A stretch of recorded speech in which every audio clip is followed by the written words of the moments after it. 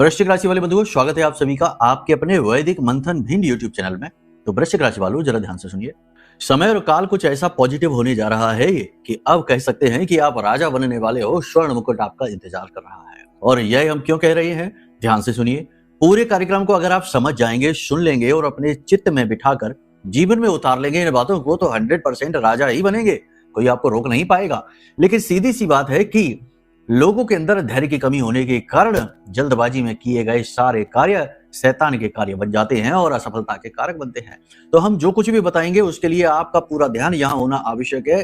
कोई भी बात यहाँ पर हल्की नहीं है, इन्हें हल्के में लेना भी नहीं। पूरे धैर्य के साथ समझिए ग्रहों की स्थिति कैसी हो रही है। ग्रहों की स्थिति ऐसी है कि सूर्य देवता प्रबल हैं इस समय पर। शुक्र आदित्य योग बनाकर बैठे हैं।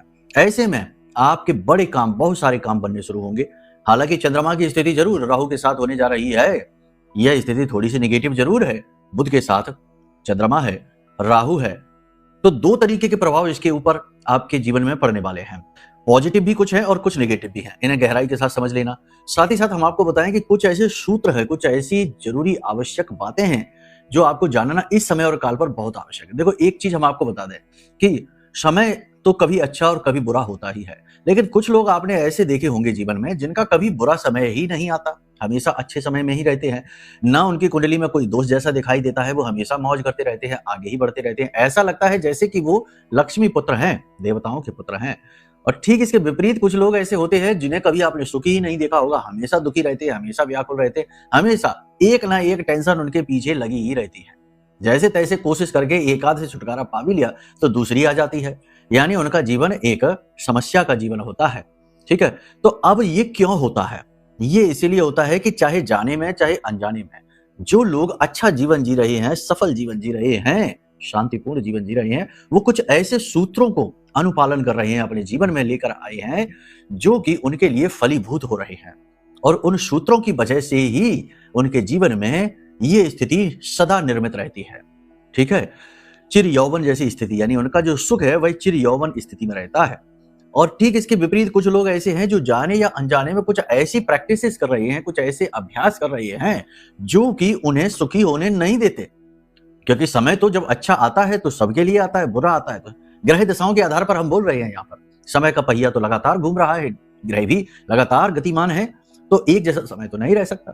तो अगर 10-10, 20-20 साल तक लोग एक ही परेशानी से जूझते चले आ रहे हैं तो इसके कुछ कारण हैं। क्या वो कारण हैं, उन्हें जान लेना, समझ लेना, आज के इस कार्यक्रम में बताएंगे। ठीक है, इसी के साथ साथ हम आपको बताएंगे सटीक भविष्यवाणियां जो अगले 3 से 5 दिन, जैसा कि हमने कल के कार्यक्रम में कहा था कि सूर्य देवता का गोचर हो चुका है। अब 7 दिनों तक आपका गोल्डन टाइम है। ग्रह स्थितियां चाहे जैसी भी रहें, अगर आप राइट प्रैक्टिसेस करते हैं, यानी कि सही अभ्यास, सही क्रियाओं का अनुपालन करते हैं, तो आपकी उन्नति 100% तय है। समय का जो कुचक्र है इसे आप तोड़ने में कामयाब हो जाएंगे। जी हाँ, ये कोई छोटी मोटी बात नहीं है। हम आपको कह देते हैं कि कोई इस तरह आपको समझाएगा नहीं। आप लिख कर ले लो ये बात। लोगों का मोटिव, मकसद होता है केवल अपनी बात कहना। आपकी सुनने में किसी की कोई दिलचस्पी नहीं, इंटरेस्ट नहीं है। लोग आएंगे, अपनी भविष्यवाणियां करेंगे और भाग जाएंगे। उनको इस बात से कोई मतलब नहीं कि ये भविष्यवाणियां आपके जीवन से रिलेट भी हो रही है कि नहीं, या आपके दुख दर्द वो महसूस भी कर पा रहे हैं कि नहीं। क्योंकि इसके लिए चक्रों का जागृत होना अनिवार्य है। अगर हृदय चक्र किसी का जागृत नहीं है तो वो तो प्योर बिजनेसमैन है, अपनी बात कहकर भाग जाएगा। आप कहते रहिए अपनी दुख तकलीफ। लेकिन साधकों के साथ स्थिति थोड़ी सी उलट होती है, विपरीत होती है। वो दूसरों के दुख को, तकलीफ को आसानी से महसूस करते हैं, इसीलिए वो मेहनत करते हैं, वो तपोबल बढ़ाते हैं ताकि उनकी वाणी सिद्ध हो जाए और किसी के उनके जीवन में उद्धार हो जाए, कह देने मात्र से, माई की कृपा से। तो ये स्थिति रहती है हम जैसे लोगों के साथ। तो हम आपको जो बताएंगे वो बात बिल्कुल सटीक होगी, उसका प्रमाण होगा। और प्रत्यक्ष को प्रमाण किया, जब आप उसे अपने जीवन में लेकर आएंगे तो वह आपके ऊपर भी फलीभूत हो जाएगी। तो आपको खुद ही पता लग जाएगा। हजारों लोगों को हमारे बताए उपायों से संतान प्राप्ति नहीं हो रही थी, संतान प्राप्ति हो गई। माई की कृपा से हो रही है। हम तो तुच्छ माध्यम है, कीड़े मकोड़े के समान, माई ही कर रही है ये। तो किसी का बिजनेस व्यवसाय डूब रहा था, उन्नति हो गई। कोई कर्जे में था, मुक्ति प्राप्त हो गई। किसी को संतान नहीं थी तो संतान प्राप्ति हो गई। बहुत सारी चीजें हैं। तो ये चीजें आप समझ पा रहे हैं। आज का ये जो कार्यक्रम है ये बड़ा गहरा, बड़ा ही महत्वपूर्ण कार्यक्रम है। इसे अनदेखी मत करना, पूरा जरूर देखना। कार्यक्रम में कुछ जरूरी सावधानियां, कुछ जरूरी सूत्र बताएंगे, उन्हें मान लेना। अगले 7 दिनों तक तो कम से कम मान ही लेना। और उसके बाद फिर आपको हम बताएंगे एक ऐसा उपाय, शक्तिशाली उपाय जो सूर्य देवता से ही जुड़ा हुआ है। अब सूर्य देवता को आप हल्के में मत लेना। सूर्य देवता ये जो संसार चल रहा है ना, ये सूर्य की कृपा से ही चल रहा है। अगर 6 महीने के लिए सूर्य उदय होना बंद हो जाए तो संसार समाप्त हो जाएगा। जीवन का कारक है। इसीलिए हिंदुओं के पंच देवताओं में सूर्य देवता को शामिल किया गया है। समझ रहे ना आप? यानी सूर्य जागृत देव है और सभी देवी देवताओं के दर्शन करने के लिए तो आपको तपस्या करनी पड़ेगी। हजारों वर्ष तप करेंगे, जन्म जन्मांतर तक तप करेंगे, तब जाकर शायद उनके दर्शन हो जाएं। लेकिन सूर्य देवता ऐसे हैं जिनके प्रतिदिन दर्शन होते हैं, लेकिन तब भी देखो हम कितने कृतज्ञ हैं कि हम उनके दर्शन करके भी उन्हें कोस ही देते हैं। ये कितनी गर्मी कर रखी है। ये नहीं कहते कि आभार है आपका, धन्यवाद है आपका कि आपने नवजीवन हमको दिया। खैर कोई बात नहीं, ये भी सूत्रों से जुड़ा हुआ है। सारी बातें विस्तार से समझने के लिए कार्यक्रम को अंत तक देखना। इस उपाय को जो भी व्यक्ति कर लेगा, सूर्य नारायण से जुड़ा हुआ उपाय है, 7 दिन के अंदर अंदर उसकी भीषण से भीषण समस्या, दुख तकलीफ से मुक्ति की गारंटी है। अब गारंटी शब्द जब हम कहते हैं तो बहुत से लोग यहाँ पर है ना चिढ़ जाएंगे, परेशान हो जाएंगे कि आप कैसे गारंटी, आप क्या भगवान? नहीं, हम भगवान नहीं हैं। वैसे तो सभी भगवान ही हैं, क्योंकि सबके अंदर भगवान का यानी ईश्वर का अंश ही विराजमान है। कण कण में शंकर हैं, रोम रोम में राम। तो फिर क्यों नहीं हुए भगवान? अब हमारे तो वेदों में भी लिखा है अहम ब्रह्मास्मि। देखो ये विषय चर्चाओं के, खैर हम वो बातें नहीं करना चाहते। हम नहीं, ये सब जो हम गारंटी लेते हैं महामाई के ऊपर लेते हैं, उनकी ठसक में लेते हैं, क्योंकि हमने मेहनत की है माई की कृपा प्राप्त करने के लिए, उनकी चरण वंदना की है, उनके पैरों में पड़े रहते हैं। तो हमें विश्वास है कि जो हम बताते हैं वह फलीभूत होता है। ठीक है, तो माई ही कृपा करेंगी, हम नहीं। हमारी कोई औकात नहीं, हम तो कुछ भी नहीं है, ना के बराबर कीड़े हैं। हमारी बात को बस आप सुन लो और उसका अनुपालन करो। कृपा देवताओं की होगी, हमारी कोई कृपा नहीं। ठीक है, तो हमारा क्रेडिट नहीं लेना हमको। तो आप ऐसी वाणी नहीं, ऐसे विचार नहीं, ऐसी अशुद्धता नहीं, विकृतियां नहीं लेकर आना। बस कर लेना, कुछ नहीं जाएगा, फ्री के हैं सारे उपाय। ठीक है, तो चलिए सारी बातों को आपने समझ लिया। कार्यक्रम में अंत तक जरूर ठहरना। अब पूरी भक्ति भाव के साथ माई को क्रेडिट तो देना ही पड़ेगा, है ना, क्योंकि उनके ही आदेश से, उनकी ही कृपा से हम आपके लिए कुछ लेकर आ पाते हैं और आप भी उसे ग्रहण कर पाते हैं। श्रीमद् भागवतम में कहा गया है कि बहुत बिरले ही हैं जो भागवत कथा सुन पाते हैं, और उनमें से भी बड़े बिरले हैं जो उस भागवत कथा को मनन कर पाते हैं, और उनमें से भी कुछ बिरले हैं जो उसे अपने जीवन में उतार पाते हैं, और उसमें से भी बहुत बिरले हैं जो सीधे भगवत कृपा को प्राप्त कर पाते हैं। राजा परीक्षित की बात देख रहे हैं ना आप, शास्त्रों में सब कुछ है, सूत्र तो शास्त्रों में ही है, जीवन के और मृत्यु के भी। खैर चलिए महामाई के दर्शन करिए और पूरे भक्ति भाव के साथ लिख डालिए जय मां भद्रकाली कृपा करो। साथ ही साथ ये भी लिखिए कि हे महामाई, हम आपके बालक हैं, हम पर दया दृष्टि बनाए रखना, हमारी जीवन की जो नैया है पार लगा देना और हम पर कृपा जरूर करना। साथ ही साथ आपको बता दें कि नवरात्रि महाअनुष्ठान प्रारंभ होने से पहले आप यदि चाहें तो इसमें भाग ले सकते हैं। नियमावली है, कुछ जरूरी क्रियाएं हैं, जब आप भाग लेंगे तो आपको वो करनी पड़ेगी। शक्ति का जागरण होगा। ये नवरात्रि आपके जीवन की सबसे कामयाब नवरात्रि बन सकती है यदि आप महाअनुष्ठान में भाग ले लेते हैं, साधकों के साथ अभ्यास करते हैं। तो यही तो होता है संगति का असर, कुछ ऐसा ही समझ सकते हैं आप इसको। तो यदि महाअनुष्ठान में भाग लेना है तो वीडियो में नंबर है, इन नंबरों पर फोन करिए, सारी जानकारी आपको विस्तार से समझा दी जाएगी। ठीक है, चलिए अब अपने मूल विषय को शुरू करते हैं। बात करते हैं सटीक भविष्यवाणियों की। ज्यादातर भविष्यवाणियां तो आपके जीवन से मैच करेंगी, जो ना मैच करें तो कोई बात नहीं है, वो अन्य भाई बंधु के लिए हो गई। हम कोई भगवान नहीं है, हम भी ग्रहों का आकलन कर रहे हैं, बस कोशिश ये करते हैं कि आकलन सटीकतम हो जाए। ठीक है, तो अब ध्यान से सुनिए। जय माई की। बंधुओं, ज्योतिष और तंत्र विद्या के क्षेत्र में आचार्य अमित एक जाना माना नाम है।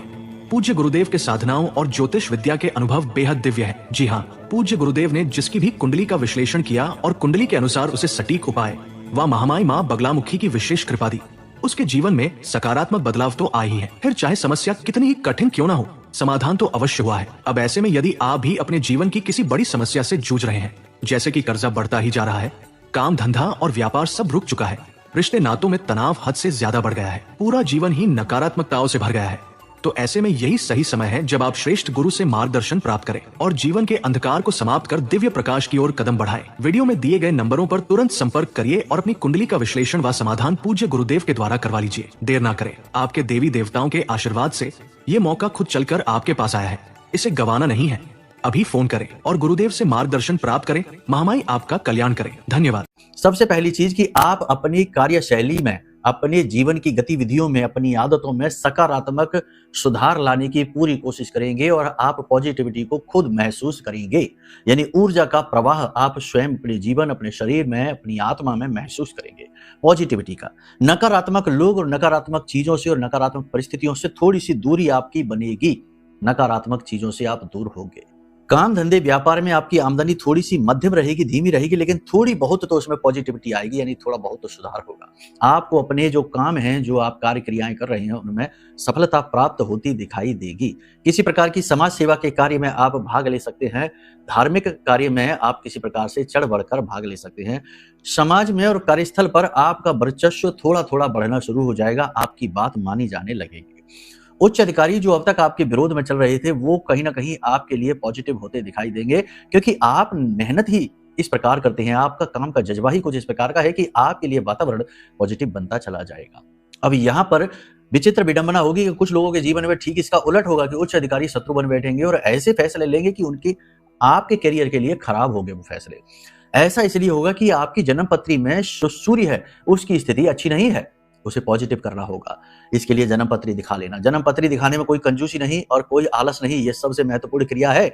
याद है हमारे जो गांव क्षेत्र का वातावरण पुराने जमाने का होता था, जैसे ही बालक उत्पन्न हुआ, धरती पे आया, तो घर के बड़े बुजुर्ग तुरंत महिलाएं ही लिख लिया करती थी और जाकर ज्योतिषी के पास जाते थे और कहते थे इसकी पत्री बना दो जल्दी से जल्दी, पता तो चले कि क्या है इसके जीवन की कथा और व्यथा, कौन से दोष और कौन सी युग युतियां लेकर आया है। अब तो लोग इन चीजों को नकार ही देते हैं। आधुनिकता के अधकचरे जीवन शैली में सब कुछ अस्त व्यस्त है भी नहीं भी, है भी नहीं भी, सिर्फ कंफ्यूजन है।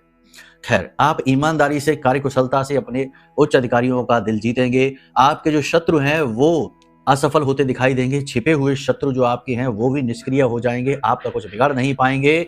व्यवसाय में अपेक्षित परिणाम भले ही ना मिलें, लेकिन आप पॉजिटिव रहेंगे और आपकी मेहनत सफल होती आपको दिखाई देगी।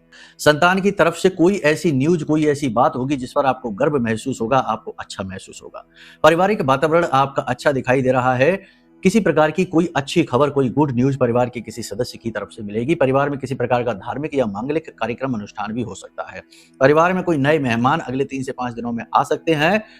किसी धर्म गुरु से या किसी धार्मिक संस्था से आप जुड़ सकते हैं, मिल सकते हैं, जिनसे मिलकर आपको काफी मानसिक शांति प्राप्त होगी। गुरुजनों का आपको साथ प्राप्त होगा। किसी कार्य से अचानक आपको घर से बाहर जाना पड़ सकता है, यानी कि छोटी मोटी यात्रा पर भी आप जा सकते हैं। चलते हुए कार्य में अचानक से बाधा भी आ सकती है, लेकिन आप उस बाधा से बाहर निकल जाएंगे। आसानी से अपनी युक्तियों के आधार पर आप इनसे बाहर निकलेंगे। नजदीक के कुछ लोग आपके साथ विश्वासघात कर सकते हैं, यानी कि अपने वादों से मुकर सकते हैं और आपके साथ ऐसा व्यवहार, ऐसी एक्टिविटी कर सकते हैं जो धोखे जैसी महसूस होगी। तो थोड़ा सा आपको अलर्ट रहने की जरूरत है। कुछ लोग अनायास ही, बिना मतलब में ही आपसे बुराई मानेंगे और आपसे दूरी बनाने लगेंगे। आपके मन में ये आएगा जरूर कि आपने तो कुछ ऐसा किया भी नहीं, लेकिन क्या हो गया। तो आपको ज्यादा दिमाग लगाने की ऐसी जगह पर जरूरत है ही नहीं, क्योंकि ये विकृत मानसिकता के लोग होते हैं।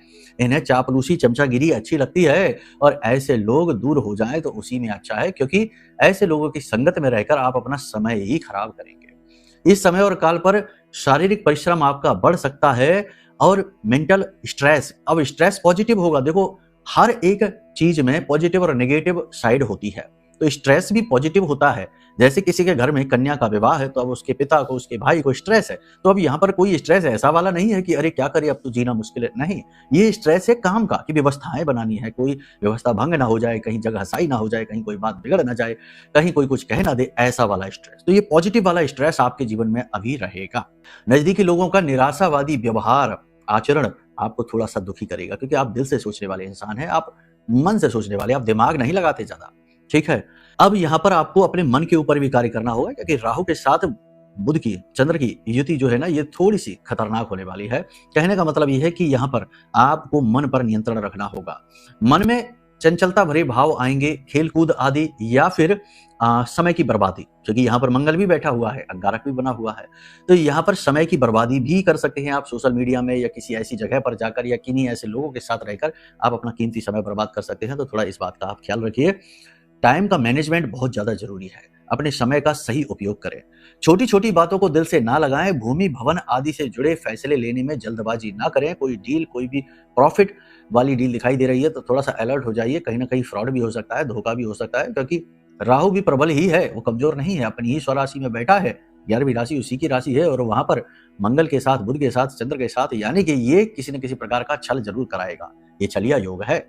तो अब यहाँ पर आपको थोड़ा जल्दबाजी में फैसला नहीं लेना है। किसी नए व्यक्ति से मिलकर तुरंत इंप्रेस नहीं हो जाना है और उसकी बातों में आकर निर्णय ले लिया कि चलो ठीक है करते हैं कोई भी कार्य। नहीं, नए रिलेशनशिप्स इस समय पर जो बनेंगे वो बेनिफिट वाले रिलेशनशिप होंगे, यानी कि लोग आपसे जो जुड़ रहे हैं वो कहीं ना कहीं अपने ही लाभ के चक्कर में आपसे जुड़ने का प्रयास करेंगे। तो थोड़ा सा उनसे व्यवहार बर्ताव अलग तरीके से करना होगा। जरा जरा सी बातों को अपने दिल से ना लगाएं और छोटी छोटी बातों से लोगों से उलझे ना। लोग आपको उकसाने वाली बातें कह सकते हैं तो उनसे उलझे ना, ठीक है। संभल कर रहें, अपने काम से काम रखें। कुछ लोग ऐसे होते हैं समाज में, दुनिया में, जो कि दूसरों को उकसा कर और दूसरों को मन को खराब करके आनंद पाते हैं। तो ऐसे लोगों से बचने की कोशिश करना। कारोबार में, बिजनेस में प्रतिस्पर्धा आपको परेशान करेगी, लेकिन कोई बात नहीं, आपका अपना तरीका है, आप अपने तरीके से इसे हैंडल कर लेंगे। थोड़ी बहुत तो खिंचाई रहेगी और रहनी भी चाहिए। जरूरत से ज्यादा जीवन जब सरल हो जाता है तो असल में वह कठिन समय की आमंत्रण पत्री है। तो ज्यादा सरलता की आवश्यकता नहीं है, थोड़ी बहुत घिसाई रहेगी, घिस लेना, खिंच लेना, कोई बात नहीं है। आत्म मंथन आप करेंगे, अपनी कमियों को दूर करेंगे, अपनी शक्तियों को और बढ़ाएंगे, आत्म केंद्रित रहेंगे, ज्यादा लोगों के साथ लोक व्यवहार नहीं करेंगे, भीड़ भड़ाके में जाने से आप थोड़े से बचेंगे। अब यहाँ पर यह हो सकता है कि आप किसी परिवार के सदस्य के साथ, अपने परिवार के साथ, जो आपको अच्छे लगते हैं ऐसे लोगों के साथ बाहर भोजन वगैरह करने जा सकते हैं, थोड़ी बहुत पार्टी वगैरह भी कर सकते हैं। अब 2-3 चीजें हैं जो यहाँ पर थोड़ी सी नेगेटिव आपको दिखाई देंगी। पहली चीज ये कि आपके मन में काम वासना बढ़ेगी, विपरीत लिंगी के प्रति आप आकर्षित होंगे, आप उल्टे सीधे चित्र भी देख सकते हैं। माध्यम तो बहुत है आज के समय में, तो आप उल्टे सीधे चित्र दे सकते हैं, उल्टे सीधे आचरणों में आपको आनंद प्राप्त हो सकता है। तो थोड़ा अपनी वासनाओं पर, अपनी इच्छाओं पर नियंत्रण रखें, इंद्रिय सुख की ओर न भागें। इसी के साथ साथ आप उल्टा सीधा भोजन भी खा सकते हैं और गलत लोगों की संगत में आकर कुछ गलत कार्य भी कर सकते हैं, अनैतिक कार्य भी कर सकते हैं। तो थोड़ा संभल कर रहना है। मन पर नियंत्रण अत्यंत आवश्यक है, ये ग्रहों की स्थिति है, इस वजह से है। साथ ही साथ आप किसी के साथ अन्याय नहीं करना चाहेंगे, तो आप अपनी नैतिकता को बनाकर रखेंगे। आप ये कोशिश करेंगे कि कहीं आपकी वजह से किसी व्यक्ति का दिल ना दुख जाए। फिर भी ऐसा होगा कि लोगों का दिल दुखेगा, लोग आपकी नहीं समझेंगे, अपनी ही कहेंगे और आपसे चाहेंगे कि आप बस उनकी ही सुने, लेकिन ऐसा संभव नहीं है। ताली दोनों हाथों से बजती है, एक से नहीं। कोई व्यक्ति आपसे धन मांग सकता है, देने की आवश्यकता नहीं है। जरूरत से ज्यादा किसी की मदद करने की आवश्यकता नहीं है। जब आप जरूरत से ज्यादा किसी की मदद करने लगते हैं, यानी किसी पर इतने बड़े बड़े एहसान करने लगते हैं कि उसका जीवन सरल हो जाए, तो समझ में आपको आना चाहिए कि आप प्रकृति के विधान में ही बाधा उत्पन्न कर रहे हैं, क्योंकि वह जो कष्ट भोग रहा है वह कष्ट भी उसके ही कर्मों का प्रारब्ध है, तो उसे काट लेने दो, ठीक है। जैसे भगवान श्री राम को 14 वर्ष का वनवास हो गया, उसके बाद उनके भैया जो थे ना, भरत भैया, वो उनको लेने आए थे, कहने लगे कि चलो कोई बात नहीं, वापस चलो, अंदर अयोध्या नगरी में न रहना, बाहर रह लेना, कुटिया बनाकर हम भी आपके साथ रह लेंगे, आपके आसपास सैनिक जमा कर देते, आपकी सुरक्षा बनी रहेगी, नहीं जाना चाहते तो। बहुत सारी बातें उन्होंने की, लेकिन प्रभु श्री राम ने कहा कि नहीं, ये 14 वर्ष का कष्ट हमारे प्रारब्ध में लिखा है, हमें भोगना ही पड़ेगा। तो इसमें कोई सुविधा नहीं, कुछ भी नहीं, यहाँ तक कि खुद भी नंगे पैर हो गए और अपनी जो खड़ाऊ थी वो उठाकर अपने भाई को दे दी। उन्हीं के आधार पर राज चलाया उन्होंने, वो उनका कर्म था। तो भगवान ने जब अपने कर्म को स्वीकार कर लिया, अपने दुर्भाग्य को स्वीकार कर लिया और अपने कष्टों को स्वीकार कर लिया, तो हम मानव क्या है, हमें उनसे सीख ही तो लेनी है, इसीलिए तो वो अवतार लेते हैं। कहने का मतलब ये है कि किसी की हेल्प करो, लेकिन एक लिमिट में करो, वरना आप अपने बुरे समय को न्योता दे देंगे, ठीक है। तो ये चीज यहां तक समझ लिया आपने।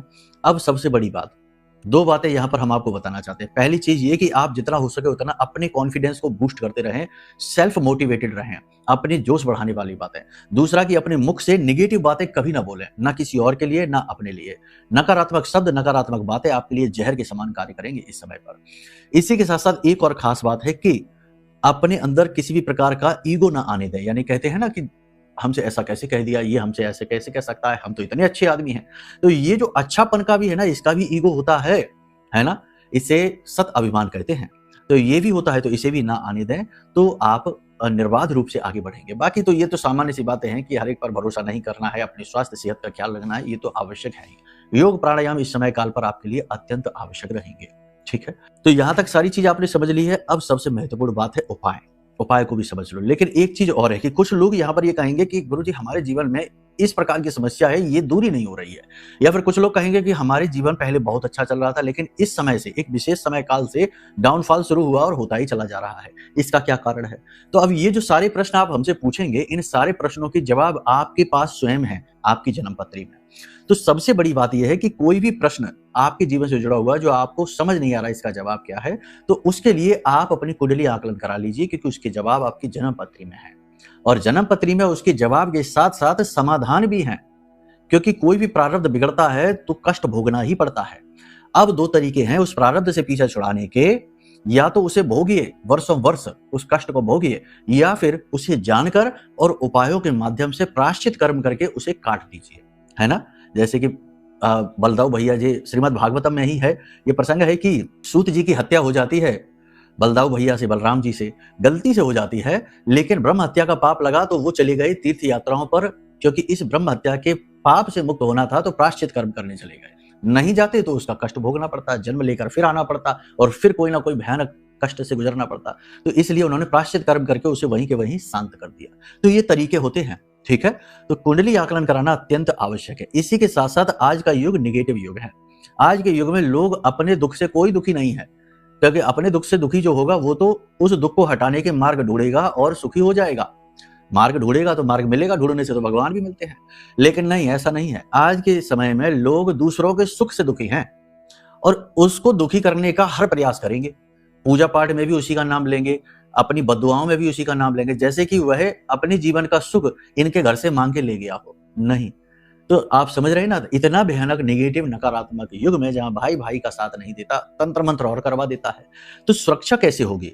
तो इस सुरक्षा के लिए, विषम से विषम परिस्थिति से बाहर निकलने के लिए ब्रह्मास्त्र विद्या, अष्ट महाविद्या, मां बगलामुखी, इन्हें ब्रह्मास्त्र विद्या क्यों कहते हैं जानते हैं? क्योंकि ये अचूक हैं। जो भी इनकी सुरक्षा में जाएगा उसकी रक्षा होना 100% तय है। तो अब कैसे आपको इनकी सुरक्षा प्राप्त हो? तो इसी के लिए हमने बनाया यह महारक्षा कवच। ब्रह्मास्त्र विद्या मां बगलामुखी के सबसे शक्तिशाली मंत्र से, जैसे स्तंभन मंत्र कहते हैं, इस मंत्र से इसे जागृत अभिमंत्रित किया गया है। इस यंत्र को और इस महारक्षा कवच को जब आप धारण करेंगे तो आप स्वयं इसके जीवन में अनुभव महसूस करेंगे। प्रत्यक्ष को प्रमाण किया, ठीक है। तो आपको ये महारक्षा कवच जरूर मंगाना चाहिए। ये आपकी जीवन की उन्नति के लिए एक बहुत महत्वपूर्ण सीढ़ी बनेगा, मील का पत्थर जैसा, ठीक है। चलिए अब बात करते हैं उपाय की। तो देखो, आज आप इस कार्यक्रम को देख रहे हैं, सूर्य देवता का गोचर हो चुका है, शनि के साथ हैं। शनि इस समय पर जरूर अस्त अवस्था में है तो ज्यादा प्रभाव नहीं डालेंगे, लेकिन आपको क्या करना है, सूर्य देवता से काम निकलवाना है। तो जो भी आपका काम है, आप चाहते हैं कि वो काम आपका हो, तो आपको क्या करना है कि कल से ही जब आप सोकर जागें, सूर्योदय से पहले जागें, और सूर्य उदय होने के 10 से 15 मिनट के जो टाइम जोन होता है, इसमें सूर्य जो होते हैं ना, बाल्यावस्था में होते हैं, दर्शनीय होते हैं।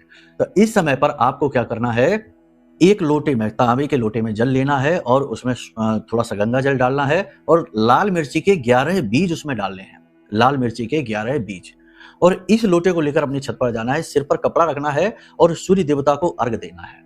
सूर्य देवता का जो भी मंत्र आपको पता है, ओम सूर्याय नमः, ओम घृण सूर्याय नमः, ओम भास्कराय नमः, कोई भी मंत्र जो आपको आता है, उस मंत्र का 10 से 15 मिनट लगातार जाप करें। उसके बाद हाथ जोड़कर सूर्य देवता के दर्शन करते हुए, क्योंकि उस समय पर सूर्य देवता दर्शनीय होते हैं, दर्शन करते हुए सूर्य देवता से निवेदन करें कि हे प्रभु, हमारा ये काम बनवा दो, हमारा पैसा फंसा है, पैसा निकलवा दो भगवान, हमारे जो भी समस्या, नौकरी नहीं लग रही है प्रभु, हमें नौकरी चाहिए, हमें नौकरी दिलवा दो, ऐसे मांगो उनसे, ठीक है ना। ये सकाम पूजा पद्धति है, आप इस क्रिया को करके देखो, 7 दिन में आपका काम बन जाएगा। बड़ा शक्तिशाली उपाय है, ठीक है ना। इसे आप करके देखिए, फिर हमें बताना कैसे परिणाम प्राप्त हुए। बाकी तो फिर आपके लिए महामाई का दरबार खुला ही है। अगर कुछ और जानना है, जैसे मन में कोई प्रश्न उठ रहा है कि भाई कुंडली आकलन कैसे होगा, हमारे पास तो कुंडली ही नहीं है, हम क्या करें, कोई बात नहीं है, वीडियो में नंबर है, फोन कर लेना।